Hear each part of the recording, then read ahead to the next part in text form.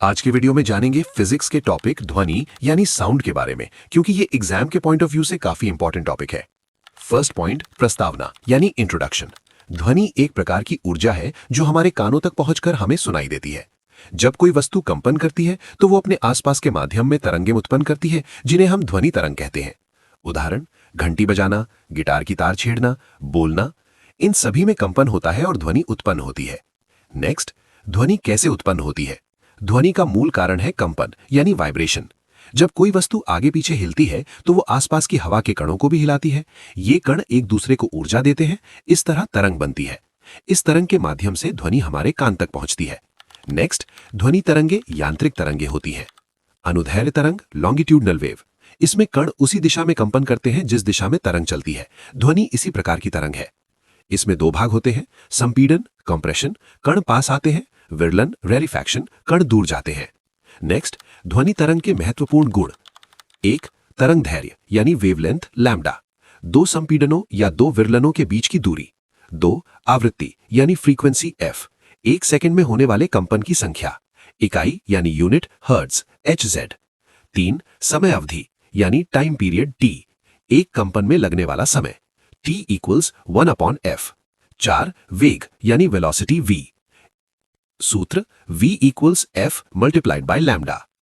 Next, ध्वनि का वेग, स्पीड ऑफ साउंड। ध्वनि का वेग माध्यम पर निर्भर करता है।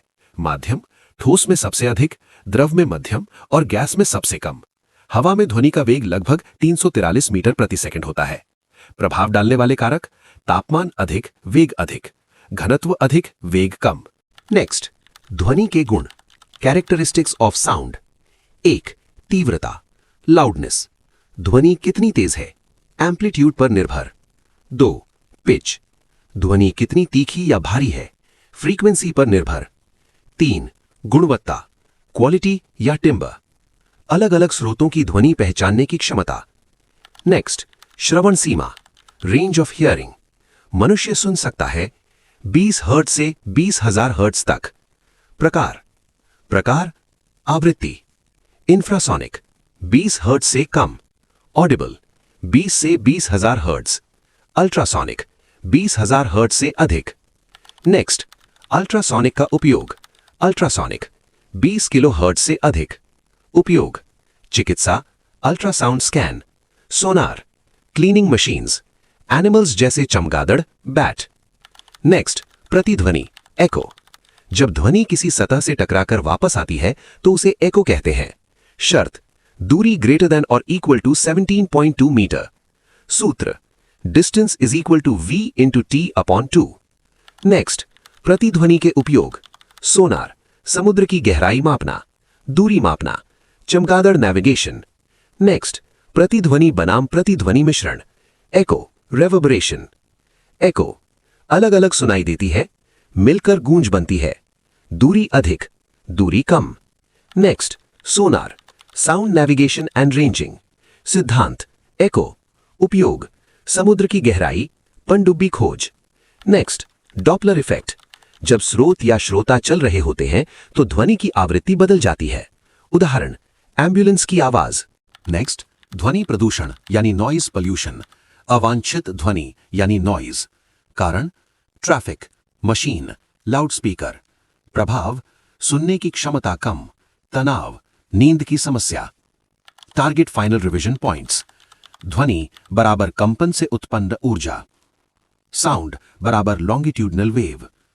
Sound speed in solid > liquid > gas. Range 20 hertz to 20 kilohertz. Echo distance यानी 17.2 मीटर्स। अल्ट्रासोनिक बराबर 20 किलोहर्ट्ज।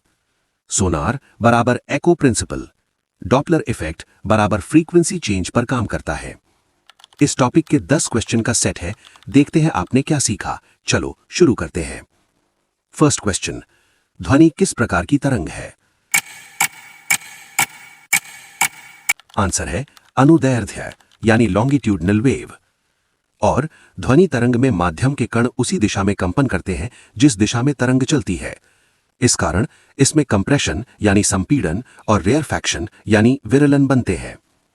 अनुप्रस्थ तरंग यानी ट्रांसवर्स वेव में कण ऊपर नीचे कंपन करते हैं, जैसे प्रकाश तरंग। साथ ही ध्वनि निर्वात यानी वैक्यूम में नहीं चल सकती। प्रकाश यानी लाइट वैक्यूम में भी चल सकता है। नेक्स्ट, ध्वनि का वेग सबसे अधिक कहां होता है? आंसर है ठोस। और ठोस में कण बहुत पास पास होते हैं, ऊर्जा जल्दी ट्रांसफर होती है, वेग अधिक होता है। गैस में कण दूर होते हैं, वेग कम। साथ ही स्टील में साउंड स्पीड लगभग 5000 मीटर्स पर सेकंड, एयर में लगभग 343 मीटर्स पर सेकंड। नेक्स्ट, 1 हर्ट्ज का क्या अर्थ है? आंसर है 1 कंपन प्रति सेकंड और फ्रीक्वेंसी बराबर प्रति सेकंड कंपन की संख्या। 1 हर्ट्ज बराबर 1 वाइब्रेशन पर सेकंड। साथ ही हर्ट्ज का नाम वैज्ञानिक हेनरिच हर्ट्ज के नाम पर रखा गया। नेक्स्ट, एको यानी प्रतिध्वनि कब सुनाई देती है? आंसर है जब दूरी ग्रेटर देन और इक्वल टू 17.2 मीटर्स। और एको सुनने के लिए ध्वनि को वापस आने में कम से कम 0.1 सेकंड लगना चाहिए। V इक्वल टू 344 मीटर्स पर सेकंड मानकर दूरी लगभग 17.2 मीटर्स आती है। साथ ही एको का उपयोग सोनार में किया जाता है। नेक्स्ट क्वेश्चन, अल्ट्रासोनिक की आवृत्ति क्या होती है? आंसर इज 20,000 हर्ट्ज से अधिक और human hearing limit is equal to 20 hertz to 20,000 hertz. इससे ऊपर अल्ट्रासोनिक होती है। साथ ही चमगादड़ यानी बैट और डॉल्फिन अल्ट्रासोनिक सुन सकते हैं। अस्पताल में अल्ट्रासाउंड स्कैन इसी पर आधारित है। नेक्स्ट क्वेश्चन, सोनार किस सिद्धांत पर आधारित है? आंसर इज एको यानी प्रतिध्वनि। और सोनार में साउंड भेजी जाती है, वस्तु से टकराकर वापस आती है, समय से दूरी ज्ञात होती है। साथ ही sonar is equal to sound navigation and ranging. Navy और सबमरीन्स में उपयोग। नेक्स्ट क्वेश्चन, पिच किस पर निर्भर करती है? आंसर इज फ्रीक्वेंसी यानी आवृत्ति। और high frequency is equal to high pitch यानी तीखी आवाज। Low frequency is equal to low pitch यानी भारी आवाज। साथ ही महिलाओं की आवाज की पिच पुरुषों से अधिक होती है। नेक्स्ट क्वेश्चन, लाउडनेस किस पर निर्भर करती है? Answer is amplitude. और अधिक एम्पलीट्यूड इज इक्वल टू तेज आवाज, कम एम्पलीट्यूड इज इक्वल टू धीमी आवाज। साथ ही लाउडनेस को डेसिबल में मापा जाता है। नेक्स्ट क्वेश्चन, इंफ्रासोनिक ध्वनि कौन सुन सकता है? आंसर इज हाथी। और इंफ्रासोनिक लेस देन 20 हर्ट्ज मनुष्य नहीं सुन सकता। साथ ही हाथी दूर दूर तक कम्युनिकेशन के लिए इंफ्रासोनिक वेव्स का उपयोग करते हैं। नेक्स्ट क्वेश्चन, डॉपलर इफेक्ट का उदाहरण क्या है?